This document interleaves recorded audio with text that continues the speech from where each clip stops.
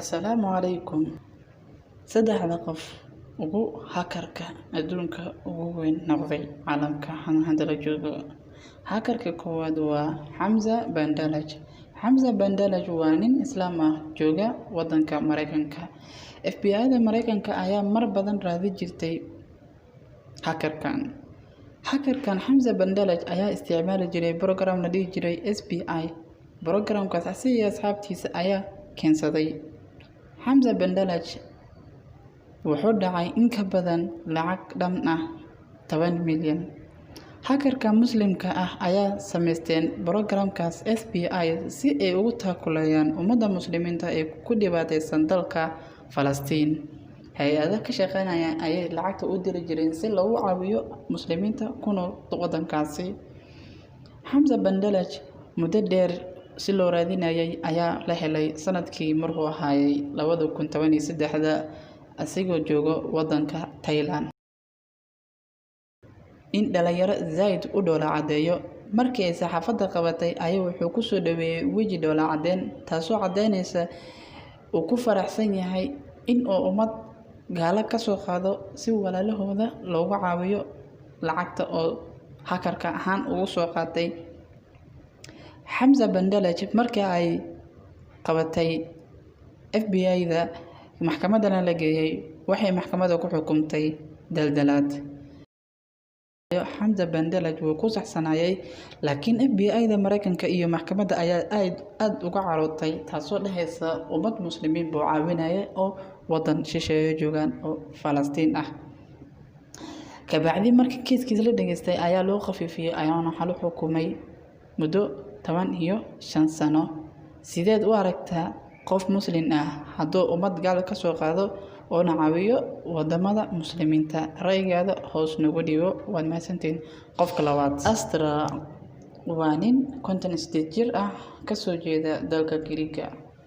Astra wuxuu ku caanbaxay inuu xogta Faransiiska diyaaradaha aad ugu xeeleeyo. Astra wuxuu dhacay in ka badan 342 milyan doolarka Mareykanka. Astra ayaa xogta oo hela ama xogtiisa oo hayo wuxuu ku iibsan jiray lacag dhan $1,000 si oo xogtaas qofka oo raba si uu ugu helo. Astra markii dambe dowladda baa qabatay. Badanaa dadka hakarka ma isticmaalaan magacyadooda saxda. Astra wuxuu isticmaalayay si waddan ama gobol magacyadooda camal. Markii dowladda qabatay waxay ku xukuntay muddo dhan 6 sano. Qofka saddexaad Salfadda cadaaladda waxay caan ku noqdeen inay hakar gareeyaan ama target ka dhigtaan wadamada Carabta ka mid ah Masar, Sacuudi Carabiya, Qatar. Targetkooda ugu weyn wuxuu ahaayay petrolka Sacuudi Carabiya si ay u dhacaan inay xog badan ugu ogaadaan.